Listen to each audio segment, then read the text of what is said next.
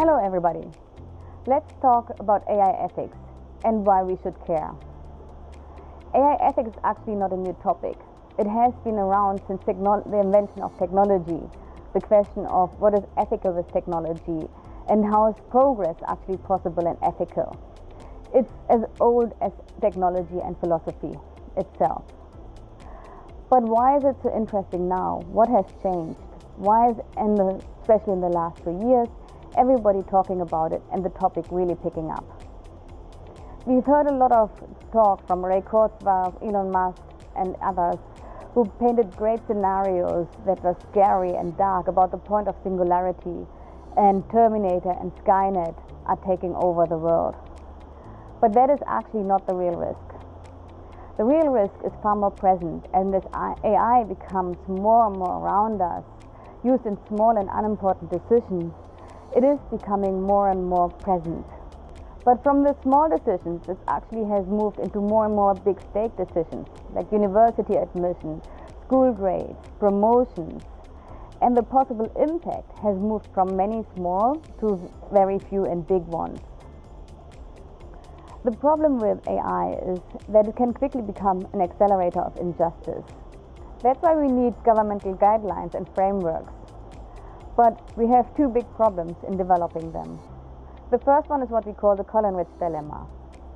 When the solutions are developed, we can't really see the impact they have. Once we see the impact it has on us as a society, they're already too adapted into our real life to really react. We've seen that with Facebook, with Instagram, and all the others. The second problem is the pacing problem. The technology develops so much faster than our society, economic, legal systems, and who only change incrementally.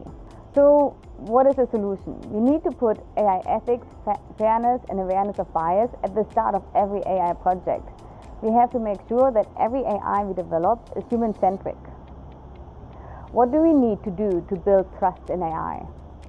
First of all, AI has to be explainable. We have to be able to explain how the decisions are made. What are the terminating factors? How is the decision derived? And if somebody is impacted by AI, they have the right to say, why? Why do I not get the loan? Why am I not going to university? The second factor is fairness. We have to make sure that people are treated fair and equally. We have to have procedures in place that make sure that if we drift from bias, that it comes back, that we monitor it, and that we have a fair treatment of all. The third one is robustness. Trustworthy AI needs to be robust, it needs to be against adversarial threats, and it needs to have systems in place that make sure we cannot be tampered with. The fourth one is transparency. Transparency reinforces trust and disclosure to stakeholders across roles promoting it. And last but not least is privacy. We have to make sure the data of the people that is included in the AI system is kept private and is only available to people who are supposed to have access. I once had a student asking me if it's not cheaper to just build one solution for all. Why do we have to consider different groups of diversity to build AI and trustworthy AI? Why do we have to consider bias? Is it not cheaper to have one solution that fits all? But that is basically just like saying we build one set of clothes that is all tailored on the average white American male. You will target a few, but you will lose many. The other problem that we have is we need to have clear responsibilities within the companies.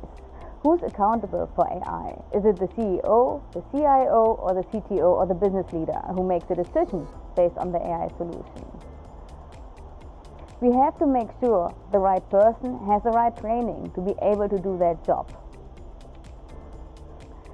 And very important is we need to have diversity of the team that builds AI.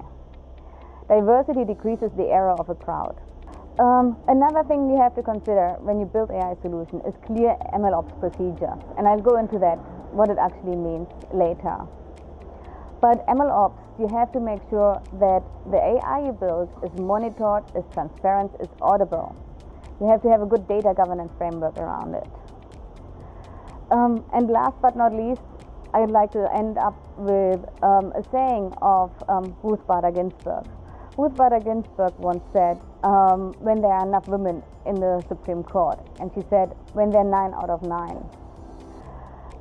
And people were surprised and shocked, but her reaction was, we had 9 out of 9 men for so many, so why should we not have 9 out of 9 women?